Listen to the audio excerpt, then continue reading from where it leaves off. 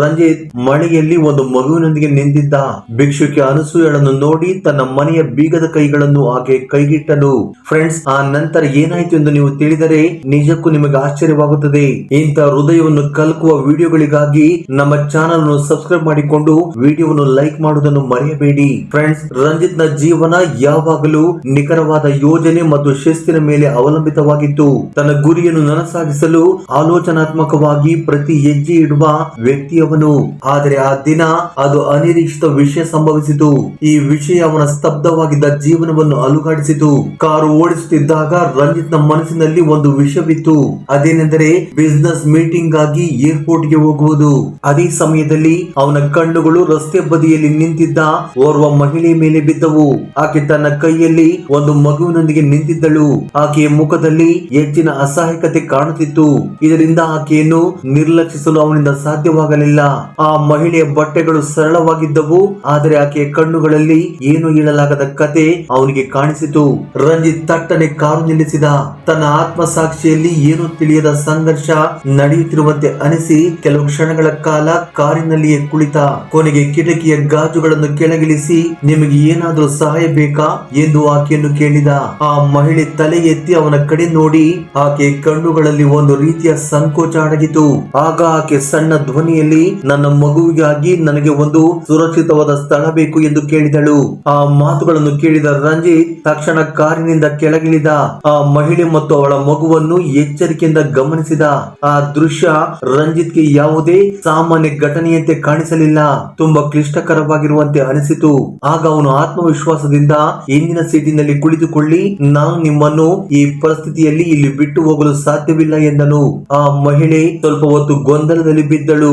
ಆಕೆ ಹೆಜ್ಜೆಗಳು ಮುಂದೆ ಸಾಗುತ್ತಿರಲಿಲ್ಲ, ಆದರೆ ಆಕೆ ಮಗುವಿನ ತೂಕ ಮತ್ತು ತೀವ್ರವಾದ ಆಯಾಸ ಅವಳನ್ನು ಕಾರು ಏರುವಂತೆ ಮಾಡಿದವು.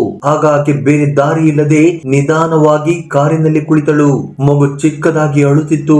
ರಂಜಿತ್ ತಿರುಗಿ, ಬಹುಶಃ ಅವನಿಗೆ ಹಸಿವಾಗಿರಬಹುದು ಎಂದನು. ಆ ಮಹಿಳೆ ಸಣ್ಣದಾಗಿ ನಕ್ಕಳು. ಆಕೆ ಮುಖದಲ್ಲಿ ತೀವ್ರ ಆಯಾಸ ಕಾಣುತ್ತಿತ್ತು. ಇವನ ಹೆಸರು ಭಾರ್ಗವ್. ಇವತ್ತು ಇಡೀ ದಿನ ಇವನು ಹೆಚ್ಚೇನು ತಿಂದಿಲ್ಲ ಎಂದು ಆಕೆ ರಂಜಿತ್ ಹೇಳಿದಳು. ರಂಜಿತ್ ಇಂಜಿನ್ ಸ್ಟಾರ್ಟ್ ಮಾಡಿ, ಓ ಭಾರ್ಗವ್, ಒಂದು ತುಂಬಾ ಒಳ್ಳೆಯ ಹೆಸರು, ನೀವು ಚಿಂತಿಸಬೇಡಿ, ನಾನು ಈಗಲೇ ನಿಮಗೆ ಫುಡ್ ಆರ್ಡರ್ ಮಾಡುತ್ತೇನೆ ಎಂದನು. ಈಗ ಅವನ ಕಾರು ರಂಜಿತ್ ನ ಭವನದ ಕಡೆಗೆ ಸಾಗುತ್ತಿತ್ತು. ದಾರಿಯಲ್ಲಿ ಇಬ್ಬರ ನಡುವೆ ಮೌನ ಆವರಿಸಿತ್ತು. ಆದರೆ ಆ ಮೌನದಲ್ಲಿ ರಂಜಿತ್ ಅನೇಕ ವಿಷಯಗಳನ್ನು ಆಲೋಚನೆ ಮಾಡುತ್ತಿದ್ದ. ಇಂಥ ಪರಿಸ್ಥಿತಿಯಲ್ಲಿ ಈ ಮಹಿಳೆ ಇಂಥ ನಿರ್ಧಾರ ಏಕೆ ತೆಗೆದುಕೊಂಡಿರಬಹುದು? ಇಂಥ ಕಡಿಮೆ ಸಮಯದಲ್ಲಿ ಒಬ್ಬ ಅಪರಿಚಿತನನ್ನು ನಂಬುವುದು ಅನಿವಾರ್ಯವೆಂದು ಆಕೆ ಭಾವಿಸಿರಬಹುದು ಎಂದುಕೊಂಡನು. ಇನ್ನು ತನ್ನ ಕಾರು ಮನೆ ತಲುಪದಿದ್ದಂತೆ ಎದುರಿಗಿದ್ದ ಭವನದ ಬಾಗಿಲು ತೆರೆದುಕೊಳ್ಳುವುದನ್ನು ನೋಡಿ ಆ ಮಹಿಳೆ ಆಶ್ಚರ್ಯದಿಂದ ಸುತ್ತಲೂ ನೋಡಿದಳು. ರಂಜಿತ್ ಸಣ್ಣ ಧ್ವನಿಯಲ್ಲಿ, ನಿಮ್ಮ ಆರೋಗ್ಯ ಸುಧಾರಿಸುವವರೆಗೆ ಈ ಸ್ಥಳವೇ ನಿಮಗೆ ತಾತ್ಕಾಲಿಕ ಆಶ್ರಯ ಎಂದು ಹೇಳಿದ. ಆ ಮಹಿಳೆ ತನ್ನ ಮಗನನ್ನು ಗಟ್ಟಿಯಾಗಿ ಹಿಡಿದುಕೊಂಡು ಸಂಕೋಚದಿಂದ ಅವನನ್ನು ನೋಡಿದಳು. ಧನ್ಯವಾದಗಳು ನಿಮಗೆ, ನಿಮ್ಮ ಋಣವನ್ನು ಹೇಗೆ ತೀರಿಸಬೇಕೆಂದು ನನಗೆ ಗೊತ್ತಿಲ್ಲ ಎಂದು ಹೇಳಿದಳು. ಇನ್ನು ರಂಜಿತ್ ಒಂದು ಬೀಗದ ಕೈಯನ್ನು ಆಕೆಯ ಕೈಗಿಟ್ಟು, ನೀವು ಯಾವುದೇ ಋಣ ತೀರಿಸುವ ಅಗತ್ಯವಿಲ್ಲ, ನಾಳೆ ನಾನು ನಿಮಗೆ ಹೇಗೆ ಸಹಾಯ ಮಾಡಬಹುದು ಎಂಬುದರ ಬಗ್ಗೆ ಮಾತನಾಡುತ್ತೇನೆ. ಈಗ ಸದ್ಯಕ್ಕೆ ವಿಶ್ರಾಂತಿ ತೆಗೆದುಕೊಳ್ಳಿ ಎಂದನು.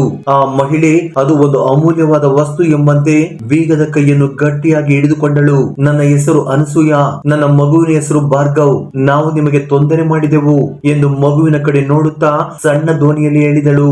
ರಂಜಿತ್ ಆಕೆ ಮಾತುಗಳನ್ನು ಲೆಕ್ಕಿಸದೆ, ನಿಮ್ಮಿಬ್ಬರಿಗಾಗಿ ಅಡುಗೆ ಮನೆಯಲ್ಲಿ ಊಟವನ್ನು ಸಿದ್ಧಪಡಿಸಲಾಗುತ್ತದೆ, ನಿಮಗೆ ಇನ್ನೇನಾದರೂ ಅಗತ್ಯವಿದ್ದರೆ ಮನೆಯಲ್ಲಿ ಸೇವಕರು ಇರುತ್ತಾರೆ, ಅವರಿಗೆ ಹೇಳಿ ಮಾಡಿಸಿಕೊಳ್ಳಿ, ನನಗೆ ಸ್ವಲ್ಪ ಕೆಲಸವಿದೆ ಎಂದು ಹೇಳಿದ. ರಂಜಿತ್ ಕೋಣೆಯಿಂದ ಹೊರ ಬಂದಾಗ ಅವನ ನಡಿಗೆಯಲ್ಲಿ ಆತ್ಮವಿಶ್ವಾಸ ಕಾಣಿಸಿತು, ಆದರೆ ಅವನ ಮುಖದಲ್ಲಿ ಸ್ವಲ್ಪ ಅಶಾಂತಿ ಇತ್ತು. ಕಾರಿನಲ್ಲಿ ತನ್ನ ನಿರ್ಧಾರದ ಬಗ್ಗೆ ಮತ್ತೆ ಆಲೋಚನೆ ಮಾಡಲು ಶುರು ಮಾಡಿದ. ನಾನು ಈ ಮಹಿಳೆಗೆ ಏಕೆ ಸಹಾಯ ಮಾಡಲು ಬಯಸುತ್ತಿದ್ದೇನೆ? ಇದು ಕೇವಲ ಕರುಣೆಯೇ ಅಥವಾ ಇನ್ನೇನಾದರೂ ಎಂದುಕೊಂಡ. ಆ ಭವನದ ಖಾಲಿ ಕಾರಿಡಾರ್ ಗಳ ಮೂಲಕ ನಡೆಯುತ್ತಾ ಹಿಂದೆ ತಿರುಗಿ ನೋಡಿದ. ಅನಸೂಯ ಮತ್ತು ಭಾರ್ಗವ್ನ ಮುಖಗಳು ಅವನ ಮನಸ್ಸಿನಿಂದ ಹೊರ ಹೋಗುತ್ತಿರಲಿಲ್ಲ. ಮನಸ್ಸನ್ನು ನಿಯಂತ್ರಣದಲ್ಲಿಟ್ಟುಕೊಳ್ಳಲು ಪ್ರಯತ್ನಿಸುತ್ತಿರುವಂತೆ ಮುಷ್ಟಿಯನ್ನು ಬಿಗಿಗೊಳಿಸಿದ. ಮರುದಿನ ಏನಾಗಬಹುದು ಎಂದು ಆಲೋಚನೆ ಮಾಡುತ್ತಾ ತನ್ನನ್ನು ತಾನು ಸಮಾಧಾನ ಮಾಡಿಕೊಳ್ಳಲು ಪ್ರಯತ್ನಿಸಿದ. ಆದರೆ ಅವನ ಮನಸ್ಸಿನಲ್ಲಿ ಎಲ್ಲೋ ಸಣ್ಣದಾಗಿ ಅನಿಸಿತು, ಈ ಭೇಟಿ ತನ್ನ ಜೀವನವನ್ನು ಬದಲಾಯಿಸಿದೆ ಎಂದು. ಇನ್ನು ಮುಂದೆ ನಿರ್ದಿಷ್ಟ ಸಮಯಕ್ಕಿಂತ ಮುಂಚೆಯೇ ಮನೆಗೆ ಹಿಂತಿರುಗಬೇಕೆಂದು ರಂಜಿತ್ ನಿರ್ಧಾರ ಮಾಡಿದ. ಏಕೆಂದರೆ ಮನೆಯಲ್ಲಿ ಬರಬಹುದಾದ ಬದಲಾವಣೆಗಳನ್ನು ನೋಡಬೇಕೆಂದು ಅವನು ಬಯಸಿದ್ದನು. ಮರುದಿನ ಆಫೀಸ್ನಿಂದ ವೇಗವಾಗಿ ತನ್ನ ಮನೆಗೆ ಬಂದ. ಮುಖ್ಯ ಬಾಗಿಲ ಬಳಿ ಹೆಜ್ಜೆ ಇಡುತ್ತಿದ್ದಂತೆಯೇ ಅವನ ಕೇಳುವ ಶಕ್ತಿ ವೇಗ ಪಡೆಯಿತು. ಮೇಲಿನ ಮಹಡಿಯಿಂದ ನಗುಗಳ ಶಬ್ದ ಮತ್ತು ಸಣ್ಣ ಮಾತುಗಳು ಕೇಳಿಸಿತು. ಈ ಶಬ್ದಗಳು ಅವನ ಮನೆಯಲ್ಲಿ ಎಷ್ಟು ದಿನಗಳವರೆಗೆ ಎಂದಿಗೂ ಕೇಳಿಸಿರಲಿಲ್ಲ, ಏಕೆಂದರೆ ಹಲವು ವರ್ಷಗಳಿಂದ ಆ ಮನೆಯಲ್ಲಿ ಮೌನ ಮಾತ್ರ ಆವರಿಸಿತ್ತು. ಮೆಟ್ಟಿಲುಗಳನ್ನು ಏರಿ ಯಾವ ಕಡೆಯಿಂದ ಮಾತುಗಳ ಶಬ್ದ ಕೇಳಿಸುತ್ತಿದೆಯೋ ಆ ಕಡೆಗೆ ಹೋದ. ಬಾಗಿಲಿನ ಬಳಿ ಬಂದು ನೋಡಿದಾಗ ಅನಸೂಯ ನೆಲದ ಮೇಲೆ ಕುಳಿತುಕೊಂಡಿದ್ದು ಮಗ ಭಾರ್ಗವ್ ಅವಳೊಂದಿಗೆ ನಗುತ್ತಾ ಆಟವಾಡುತ್ತಿದ್ದಾನೆ. ಗೊಂಬೆಗಳ ನಡುವೆ ಒಂದು ಮೃದುವಾದ ಟೆಡ್ಡಿ ಬೇರಿತ್ತು. ಅದನ್ನು ಭಾರ್ಗವ್ ಪದೇ ಪದೇ ಹಿಡಿಯಲು ಪ್ರಯತ್ನಿಸಿ ವಿಫಲನಾದಾಗಲೆಲ್ಲ ಅವನ ಮುಗ್ಧ ನಗು ಕೋಣೆಯಲ್ಲೆಲ್ಲ ಪ್ರತಿಧ್ವನಿಸಿತು. ರಂಜಿತ್ ಬಾಗಿಲಿನ ಬಳಿ ನಿಂತು ಸ್ವಲ್ಪ ಹೊತ್ತು ಅವರನ್ನು ಹಾಗೆಯೇ ನೋಡುತ್ತಾ ನಿಂತು ಬಿಟ್ಟ. ಆ ದೃಶ್ಯ ಅವನಿಗೆ ಸೀಮಿತ ನೀಡಿತು. ಹಲವು ವರ್ಷಗಳ ನಂತರ ಅವನು ತನ್ನ ಮನೆಯಲ್ಲಿ ಅಂತ ನಿಜವಾದ ಶುದ್ಧವಾದ ಆನಂದವನ್ನು ನೋಡಿದ. ಅವನ ಕಣ್ಣುಗಳಲ್ಲಿ ಸ್ವಲ್ಪ ಮೃದುತ್ವ ಕಾಣಿಸಿತು. ಇಲ್ಲಿ ಯಾರೋ ತುಂಬಾ ಮಜವಾಗಿ ಕಳೆಯುತ್ತಿರುವಂತೆ ಕಾಣುತ್ತಿದೆ ಎಂದು ಮಾತನಾಡುತ್ತಲೇ ರಂಜಿತ್ ಕೋಣೆಗೆ ಕಾಲಿಟ್ಟ. ಅನಸೂಯ ತಕ್ಷಣ ಅವನ ಕಡೆ ನೋಡಿ ವೇಗವಾಗಿ ಎದ್ದು ನಿಂತಳು. ಅವಳ ಮುಖದಲ್ಲಿ ಸ್ವಲ್ಪ ಗಲಿಬಿಲಿ ಕಾಣಿಸಿತು. ತಕ್ಷಣ ಎದ್ದು ನಿಂತು ತನ್ನ ಸೀರೆಯನ್ನು ಸರಿಪಡಿಸಿಕೊಳ್ಳುತ್ತಾ, ಕ್ಷಮಿಸಿ, ನಾನು ನಿಮಗೆ ತೊಂದರೆ ಮಾಡಿದೆ ಎಂದು ಆಕೆ ಉತ್ತರಿಸಿದಳು. ರಂಜಿತ್ ಕೈ ಸನ್ನೆ ಮಾಡಿ ಆಕೆಯನ್ನು ತಡೆದ. ಅವಳ ಮಾತುಗಳನ್ನು ಅವನು ಲೆಕ್ಕಿಸಲೇ ಇಲ್ಲ. ನಾನೇನು ತೊಂದರೆ ಪಡುತ್ತಿಲ್ಲ ಎಂದು ರಂಜಿತ್ ಅವಳಿಗೆ ಹೀಗೆ ಹೇಳಿದ. ಅನಸೂಯ, ನೀವಿಬ್ಬರು ಇಲ್ಲಿ ಆರಾಮಾಗಿ ಇರಬಹುದು. ಈಗ ಇದು ನನ್ನ ಮನೆ ಮಾತ್ರವಲ್ಲ, ನಿಮ್ಮದು ಕೂಡ ಎಂದನು. ಆಗ ಅನಸೂಯ ಸ್ವಲ್ಪ ಸಂಕೋಚದಿಂದ, ನಾನು ಭಾರ್ಗವ್ನನ್ನು ಸಮಾಧಾನ ಪಡಿಸುತ್ತಿದ್ದೆ. ಈ ಹುಡುಗ ಇಡೀ ದಿನ ತುಂಬಾ ತುಂಟತನ ಮಾಡುತ್ತಾನೆ ಎಂದು ಹೇಳಲು ಪ್ರಾರಂಭಿಸಿದಳು. ಭಾರ್ಗವ್ ಮತ್ತೊಮ್ಮೆ ಟೆಡ್ಡಿ ಬೇರನ್ನು ತನ್ನ ಕಡೆಗೆ ಎಳೆದುಕೊಂಡು ಜೋರಾಗಿ ನಕ್ಕನು. ಆ ಹುಡುಗನ ಮುಗ್ಧತೆ ರಂಜಿತ್ ನ ಮುಖದಲ್ಲಿ ಸಣ್ಣ ನಗುವನ್ನು ತಂದಿತು. ಆದರೆ ಆ ಆನಂದ ಕ್ಷಣ ಮಾತ್ರ ಉಳಿಯಲಿಲ್ಲ. ಆ ನಂತರ ಮೇನ್ ಡೋರ್ ಓಪನ್ ಆಯಿತು. ಹೈ ಹೀಲ್ ಶೂಗಳ ಶಬ್ದದೊಂದಿಗೆ ಆ ಮನೆಯ ವಾತಾವರಣ ಸಂಪೂರ್ಣವಾಗಿ ಬದಲಾಯಿತು. ಆ ಧ್ವನಿ ರಂಜಿತ್ಗೆ ಸುಪರಿಚಿತವಾಗಿತ್ತು. ರಂಜಿತ್, ನಿನ್ನೊಂದಿಗೆ ಮಾತನಾಡಬೇಕು ಎಂಬ ಪ್ರಿಯಳ ಧ್ವನಿ ಮನೆಯಲ್ಲಿ ಪ್ರತಿಧ್ವನಿಸಿತು. ರಂಜಿತ್ ತಲೆ ಹಿಡಿದು ನಿಟ್ಟುಸಿರು ಬಿಟ್ಟ. ನಾನು ಇಲ್ಲಿಂದ ಹೋಗಲೇಬೇಕು, ನೀವು ವಿಶ್ರಾಂತಿ ತೆಗೆದುಕೊಳ್ಳಿ ಅನಸೂಯ ಎಂದು ಅವಳಿಗೆ ಹೇಳಿದನು. ಭಾರ್ಗವ್ಗೆ ಈ ಟೆಡ್ಡಿ ಬೇರ್ ಅಂದರೆ ತುಂಬಾ ಇಷ್ಟ, ಎಚ್ಚರಿಕೆ ಎಂದು ಹೇಳಿದ. ಆ ಮಾತುಗಳಿಗೆ ಅನಸೂಯ ತಲೆ ಅಲ್ಲಾಡಿಸಿದಳು. ಆದರೆ ಆಕೆ ಕಣ್ಣುಗಳಲ್ಲಿ ಮತ್ತೆ ಅದೇ ಸಂಕೋಚ ಕಾಣಿಸಿತು. ರಂಜಿತ್ ಮೆಟ್ಟಿಲು ಇಳಿದು ಬಂದು ನೋಡಿದಾಗ ತನ್ನ ಕಸಿನ್ ಪ್ರಿಯಾ ಆಫೀಸ್ಗೆ ಹೋಗುತ್ತಿರುವುದನ್ನು ಕಂಡ. ಆಕೆ ಎಂದಿನಂತೆ ಆತ್ಮವಿಶ್ವಾಸದಿಂದ ಮತ್ತು ಪಾಸಿಟಿವ್ ಆಗಿ ನಡೆಯುತ್ತಿದ್ದಳು. ಬಾಗಿಲ ಬಳಿ ಬರುತ್ತಿದ್ದಂತೆ, ಈಗೇನಾಯ್ತು ಪ್ರಿಯಾ ಎಂದು ಕೇಳಿದ. ರಂಜಿತ್, ನಾನು ನಿನ್ನನ್ನು ಕೇಳುತ್ತಿರುವುದು ಏನೆಂದರೆ, ಮನೆಯಲ್ಲಿ ಯಾರಾದರೂ ಇದ್ದಾರೆಯೇ ಎಂದು ಕೇಳಿದಳು. ಹೌದು, ಒಬ್ಬ ಮಹಿಳೆ ಮತ್ತು ಅವಳ ಮಗು ಒಂದು ಕಷ್ಟಕರ ಪರಿಸ್ಥಿತಿಯಲ್ಲಿದ್ದಾರೆ. ಆದ್ದರಿಂದ ನಾನು ಅವರನ್ನು ಇಲ್ಲಿ ಕೆಲವು ದಿನ ಇರಲು ಕರೆತಂದಿದ್ದೇನೆ ಎಂದು ರಂಜಿತ್ ಕುರ್ಚಿಯಲ್ಲಿ ಕುಳಿತು ಹೇಳಿದ. ಇದನ್ನು ಕೇಳಿದ ಪ್ರಿಯಾ ಜೋರಾಗಿ ನಕ್ಕಳು. ಪ್ರಿಯಳ ನಗುವಿನಲ್ಲಿ ವ್ಯಂಗ್ಯ ಮತ್ತು ಕಠಿಣತೆ ಕಾಣಿಸಿತು. ನೀನು ಇನ್ನೂ ತುಂಬಾ ಮುಗ್ಧನಾಗಿದ್ದೀಯಾ. ನೀನು ತೋರಿಸುವ ದಯೆಯನ್ನು ಉಪಯೋಗಿಸಿಕೊಳ್ಳಲು ಅವಳು ಇದೆಲ್ಲ ಮಾಡುತ್ತಿದ್ದಾಳೆ ಎಂದು ನಿನಗೆ ಅರ್ಥವಾಗುತ್ತಿಲ್ಲವೇ ಎಂದು ಕೇಳಿದಳು. ಇದಕ್ಕೆ ರಂಜಿತ್ ಮೃದು ಸ್ವರದಲ್ಲಿ, ನಾನು ಏನು ಮಾಡುತ್ತಿದ್ದೇನೆ ಎಂದು ನನಗೆ ಗೊತ್ತು. ಆ ಮಹಿಳೆಗೆ ನಿಜವಾಗಿಯೂ ಸಹಾಯ ಬೇಕಾಗಿದೆ ಎಂದು ಶಾಂತವಾಗಿ ಉತ್ತರಿಸಿದ. ಸರಿ, ಹಾಗಾದ್ರೆ ಅವಳು ಯಾರು, ಅವಳ ಭೂತಕಾಲ ಏನು ಅಂತ ನೀನು ಕೇಳಿದೆಯಾ ಎಂದು ಮತ್ತೆ ಪ್ರಿಯಾ ಕೇಳಿದಳು. ರಂಜಿತ್ ಏನು ಮಾತನಾಡಲಿಲ್ಲ. ಅವನ ಮೌನ ಪ್ರಿಯಳನ್ನು ಇನ್ನಷ್ಟು ಕೆರಳಿಸಿತು. ಈ ವಿಷಯದ ಬಗ್ಗೆ ಮತ್ತೆ ಆಲೋಚಿಸು. ಬಹುಶಃ ಅವಳು ನಿನ್ನನ್ನು ಬಲೆಗೆ ಬೀಳಿಸಿರಬಹುದು. ಪ್ರತಿಯೊಬ್ಬರು ಪ್ರಾಮಾಣಿಕರಾಗಿರಬೇಕಾದ ಅಗತ್ಯವಿಲ್ಲವಲ್ಲ ಎಂದು ಹೇಳಿದಳು. ಪ್ರಿಯಳ ಮಾತುಗಳನ್ನು ಕೇಳಿದ ರಂಜಿತ್ ಮನಸ್ಸಿನಲ್ಲಿ ಏನೋ ತಿಳಿಯದ ಅನುಮಾನ ಸುಳಿದು ಹೋಯಿತು. ಅನಸೂಯಳ ಬಗ್ಗೆ ನನಗೆ ತುಂಬಾ ಕಡಿಮೆ ತಿಳಿದಿದೆ ಎಂದು ಆಗ ಅವನು ಅರಿತುಕೊಂಡನು. ಆ ದಿನ ರಾತ್ರಿ ಮೇಲಂತಸ್ತಿಗೆ ಹೋಗಿ ನೋಡಿದಾಗ ಅನಸೂಯ ತನ್ನ ಮಗನನ್ನು ಮಲಗಿಸಲು ಪ್ರಯತ್ನಿಸುತ್ತಿದ್ದಳು. ಆಗ ಅವನು ಸ್ವಲ್ಪ ಹೊತ್ತು ಬಾಗಿಲಿನ ಬಳಿ ನಿಂತು ನಿಧಾನವಾಗಿ ಹೀಗೆ ಹೇಳಿದ, ಅನಸೂಯ, ನಾನು ನಿಮ್ಮೊಂದಿಗೆ ಒಂದು ವಿಷಯದ ಬಗ್ಗೆ ಮಾತನಾಡಬೇಕು ಎಂದನು. ಇನ್ನು ಅನಸೂಯ ಅವನ ಕಡೆ ನೋಡಿ ಮಗುವನ್ನು ಮಲಗಿಸಿ ಎದ್ದು ನಿಂತಳು. ಏನಾಯಿತು ಎಂದು ರಂಜಿತ್ ನನ್ನು ಕೇಳಿದಳು. ರಂಜಿತ್ ಆಕೆ ಕಣ್ಣುಗಳಲ್ಲಿ ನೇರವಾಗಿ ನೋಡುತ್ತಾ, ನೀನು ಯಾರು ಅನಸೂಯ, ನೀನು ತೊಂದರೆಯಲ್ಲಿ ಇದ್ದೀಯಾ ಎಂದು ನನಗೆ ಅರ್ಥವಾಗಿದೆ. ಆದರೆ ನೀನು ಇಲ್ಲಿ ಏಕೆ ಇದ್ದೀಯಾ ಎಂದು ನನಗೆ ತಿಳಿಯಬೇಕು ಎಂದನು. ನಿನ್ನ ಭೂತಕಾಲ ಏನು, ನನ್ನ ಬಳಿ ಏನಾದರೂ ಮರೆಮಾಚುತ್ತಿದ್ದೀಯಾ ಎಂದು ಕೇಳಿದನು. ಅನಸೂಯಳ ಕಣ್ಣುಗಳು ಒಂದು ಕ್ಷಣ ಕೋಪದಿಂದ ಹೊಳೆಯಿತು. ಆದರೆ ಆಕೆ ತನ್ನನ್ನು ತಾನು ಶಾಂತಪಡಿಸಿಕೊಂಡಳು. ನನಗೆ ಸಹಾಯ ಮಾಡಿದ್ದಕ್ಕಾಗಿ ಧನ್ಯವಾದಗಳು, ನನಗೆ ಆಶ್ರಯ ನೀಡಿದ್ದಕ್ಕಾಗಿ ಕೃತಜ್ಞಳು. ಆದರೆ ಆಗಿಂದ ಮಾತ್ರಕ್ಕೆ ನೀವು ನನ್ನನ್ನು ಹೀಗೆ ಪ್ರಶ್ನಿಸಬೇಕು ಎಂದರ್ಥವಲ್ಲ. ನನ್ನಿಂದ ನಿಮಗೆ ಸಮಸ್ಯೆ ಇದ್ದರೆ ಹೇಳಿ, ನಾನು ಈಗಲೇ ಇಲ್ಲಿಂದ ಹೊರಡುತ್ತೇನೆ. ನಾನು ಯಾರ ನಂಬಿಕೆಯನ್ನು ಮುರಿಯಲು ಇಲ್ಲಿ ಇರಲು ಬಯಸುತ್ತಿಲ್ಲ ಎಂದು ಹೇಳಿ ತನ್ನ ವಸ್ತುಗಳನ್ನು ತೆಗೆದುಕೊಳ್ಳುವುದಕ್ಕೆ ಶುರು ಮಾಡಿದಳು. ಆಕೆ ಧ್ವನಿಯಲ್ಲಿ ಕೋಪ ಮತ್ತು ಆ ವೇದನೆ ಎರಡು ಕಾಣಿಸಿತು. ನಾನು ನಿಮ್ಮಿಂದ ಸಹಾಯ ಕೇಳಿದೆ, ಆದರೆ ನೀವು ನನ್ನನ್ನು ಅವಮಾನಿಸಬೇಕು ಎಂದು ಎಂದಿಗೂ ಬಯಸಲಿಲ್ಲ. ನನಗೆ ಮತ್ತು ನನ್ನ ಮಗನಿಗೆ ಬೇರೆ ಯಾವುದೇ ಬೆಂಬಲವಿಲ್ಲ ಎಂದು ನೋವಿನಿಂದ ಹೇಳಿದಳು. ಇದಕ್ಕೆ ರಂಜಿತ್ ಏನು ಹೇಳಲು ಬಾಯಿ ತೆರೆದ, ಆದರೆ ಅವನ ಬಾಯಿಂದ ಮಾತುಗಳು ಹೊರಬರಲಿಲ್ಲ. ಹೀಗೆ ಕೇಳಿ ಅವಳಿಗೆ ನೋವುಂಟು ಮಾಡಿದ್ದಕ್ಕಾಗಿ ಮೊದಲ ಬಾರಿಗೆ ಅವನು ತುಂಬಾ ದುಃಖಿತನಾದ. ಅನಸೂಯ ಬ್ಯಾಗ್ ತೆಗೆದುಕೊಂಡು ಭಾರ್ಗವ್ನನ್ನು ತನ್ನ ತೊಡೆಗೆ ತೆಗೆದುಕೊಂಡಳು. ಆಕೆ ಬಾಗಿಲು ತೆರೆದು ಹೊರಗೆ ಹೋದಳು. ರಂಜಿತ್ ಅಲ್ಲಿ ನಿಂತ. ಅವನಲ್ಲಿ ಒಂದು ವಿಚಿತ್ರ ಶೂನ್ಯತೆ ಕಾಣಿಸಿತು. ಪ್ರಿಯಳ ಮಾತುಗಳು ತನ್ನನ್ನು ತಪ್ಪು ದಾರಿಯಲ್ಲಿ ಆಲೋಚನೆ ಮಾಡುವಂತೆ ಮಾಡಿದ್ದಾವೆ ಎಂದುಕೊಂಡನು. ಅನಸೂಯ ಮತ್ತು ಭಾರ್ಗವ್ ಹೊರಟು ಹೋದ ನಂತರ ರಂಜಿತ್ ನ ಭವನ ಶೂನ್ಯವಾಗಿ ಮಾರ್ಪಟ್ಟಿತ್ತು. ಪ್ರತಿ ಮೂಲೆಯಲ್ಲೂ ಒಂದು ಮೌನ ಆವರಿಸಿತ್ತು. ಭಾರ್ಗವನ ಮುಗ್ಧ ನಗುವನ್ನು ಮಾತ್ರವಲ್ಲ, ಅನಸೂಯಳ ಶಾಂತವಾದ ಮುಖವನ್ನು ಕೂಡ ತಾನು ಮಿಸ್ ಮಾಡಿಕೊಳ್ಳುತ್ತಿರುವುದಾಗಿ ರಂಜಿತ್ ಅರ್ಥ ಮಾಡಿಕೊಂಡ. ಆ ನೋವಿನಲ್ಲಿ ತನ್ನನ್ನು ತಾನು ಬಿಡುವಿಲ್ಲದೆ ಇರಿಸಿಕೊಳ್ಳಲು ಪ್ರಯತ್ನಿಸಿದ. ಆದರೆ ಅವರಿಬ್ಬರೇ ಪದೇ ಪದೇ ನೆನಪಿಗೆ ಬರುತ್ತಿದ್ದರು. ತನ್ನ ಮಾತುಗಳು ಮತ್ತು ತನ್ನ ನಿರ್ಧಾರಕ್ಕಾಗಿ ಪಶ್ಚಾತ್ತಾಪ ಪಟ್ಟನು. ಒಂದು ದಿನ ರಾತ್ರಿ ಆಫೀಸ್ ನಲ್ಲಿ ಕುಳಿತುಕೊಂಡಿದ್ದಾಗ ಅವನಿಗೆ ಒಂದು ಫೋಟೋ ಫ್ರೇಮ್ ಕಾಣಿಸಿತು. ಈ ಫೋಟೋ ಅವನ ತಂದೆ ತಾಯಿಯದ್ದು.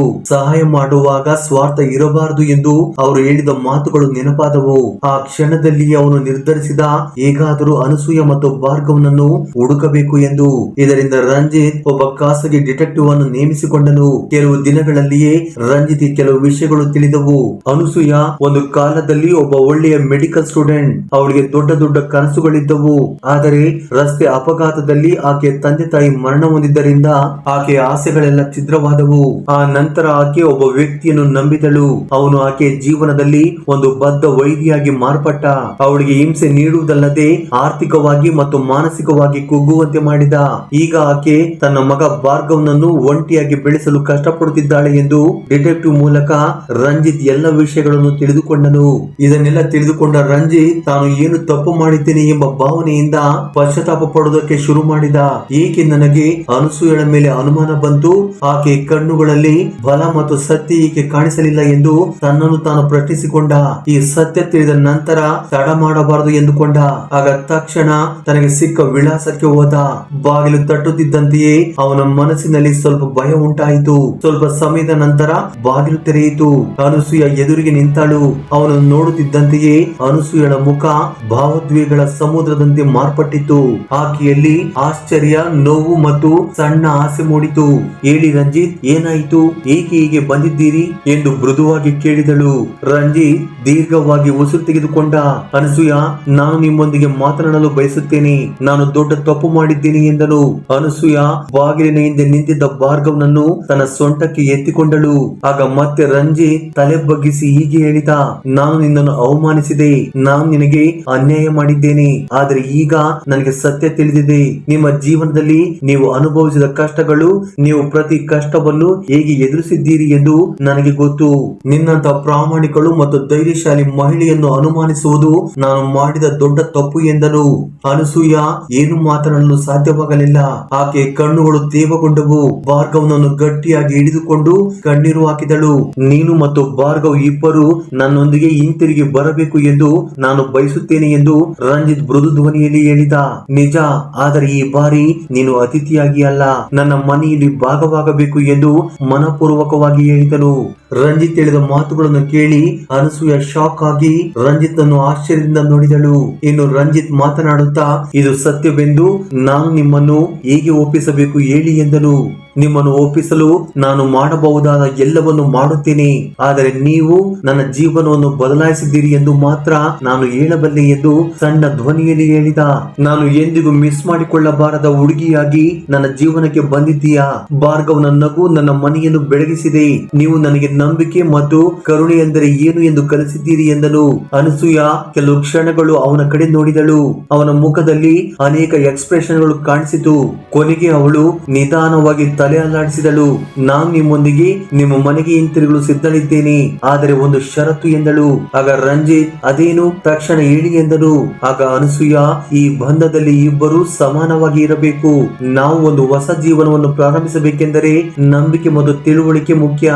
ಏಕೆಂದರೆ ಇನ್ನು ಮುಂದೆ ನಾನು ಯಾರ ಮೇಲೂ ಅವಲಂಬಿತಳಾಗಲು ಸಾಧ್ಯವಿಲ್ಲ ಎಂದು ಅನಸೂಯ ಹೇಳಿದಳು. ಇದಕ್ಕೆ ರಂಜಿತ್ ಮಾತನಾಡುತ್ತಾ, ನಾನು ಪ್ರಮಾಣ ಮಾಡುತ್ತೇನೆ, ಈ ಬಂಧ ನಿಮ್ಮ ಷರತ್ತುಗಳ ಪ್ರಕಾರವೇ ನಡೆಯುತ್ತದೆ ಎಂದನು. ಹೀಗೆ ಅನಸೂಯ ಮತ್ತು ಭಾರ್ಗವ್ ಮತ್ತೆ ರಂಜಿತ್ ಮನೆಗೆ ಬಂದರು. ಹಾಗೆ ಬಂದ ನಂತರ ಆ ಮನೆಯ ವಾತಾವರಣ ಸಂಪೂರ್ಣವಾಗಿ ಬದಲಾಯಿತು. ಭಾರ್ಗವ್ನ ನಗು ಮತ್ತೆ ಕಾರಿಡಾರ್ ಗಳಲ್ಲಿ ಪ್ರತಿಧ್ವನಿಸಿತು. ಅನಸೂಯ ನಿಧಾನವಾಗಿ ಮನೆಯ ವಾತಾವರಣಕ್ಕೆ ಹೊಂದಿಕೊಳ್ಳಲು ಶುರು ಮಾಡಿದಳು.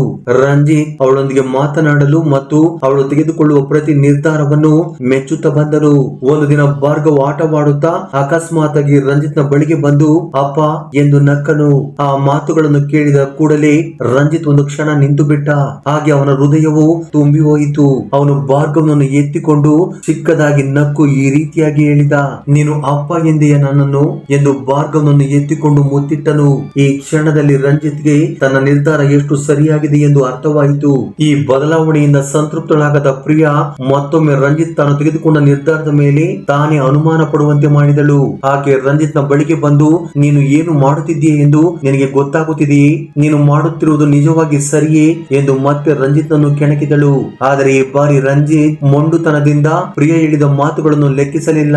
ನನ್ನ ನಿರ್ಧಾರವನ್ನು ಪ್ರಶ್ನಿಸುವ ಹಕ್ಕು ನಿಮಗೆ ಇಲ್ಲ ಪ್ರಿಯಾ, ಇದು ನನ್ನ ಮನೆ, ಈಗ ಇದು ನನ್ನ ಕುಟುಂಬ ಎಂದನು. ಪ್ರಿಯಳ ಮುಖದಲ್ಲಿ ಸೋಲಿನ ಛಾಯೆಗಳು ಕಾಣಿಸಿತು. ಅನಸೂಯ, ಅವಳ ಮಗ ಭಾರ್ಗವ್ ಮತ್ತು ರಂಜಿತ್ ಒಂದು ಹೊಸ ಜೀವನವನ್ನು ಪ್ರಾರಂಭಿಸಿದರು. ಅವರ ಸಂಬಂಧದ ಅಡಿಪಾಯ ನಂಬಿಕೆ, ಪ್ರೀತಿ ಮತ್ತು ಹೊಸ ಆಸೆಗಳ ಮೇಲೆ ಅವರ ಬಂಧವು ಬಲಗೊಂಡಿತು. ಫ್ರೆಂಡ್ಸ್, ಈ ಕತೆ ಈಗ ಕೇವಲ ಸಹಾಯ ಮಾಡುವುದಕ್ಕಲ್ಲ, ಒಂದು ಹೊಸ ಜೀವನಕ್ಕೆ ಸಂಬಂಧಿಸಿ ಒಬ್ಬರ ಮೇಲೆ ಒಬ್ಬರು ಅವಲಂಬಿತರಾಗಿ ಬಲವಾಗಿ ರೂಪುಗೊಂಡಿತು. ಫ್ರೆಂಡ್ಸ್, ಇವತ್ತಿನ ಈ ವಿಡಿಯೋ ನಿಮಗೆ ಏನನಿಸಿತು? ಈ ಬಂಧದ ಬಗ್ಗೆ ನೀವೇನೆಂದುಕೊಳ್ಳುತ್ತೀರಿ? ನಿಮ್ಮ ಅಭಿಪ್ರಾಯವನ್ನು ಕೆಳಗಿನ ಕಮೆಂಟ್ ಸೆಕ್ಷನ್ ನಲ್ಲಿ ಕಮೆಂಟ್ ಮಾಡಿ ತಿಳಿಸಿ. ಹಾಗೆ ಈ ವಿಡಿಯೋ ನಿಮಗೆ ಇಷ್ಟವಾದರೆ ಲೈಕ್ ಮಾಡಿ ಮತ್ತು ನಿಮ್ಮ ಸ್ನೇಹಿತರೆಲ್ಲರಿಗೂ ಖಂಡಿತವಾಗಿ ಶೇರ್ ಮಾಡಿ. ಇದೇ ರೀತಿಯ ಇನ್ನು ಹೆಚ್ಚಿನ ವಿಡಿಯೋ ಮಾಡಲು ಸಪೋರ್ಟ್ ಮಾಡಿ. ಧನ್ಯವಾದಗಳು.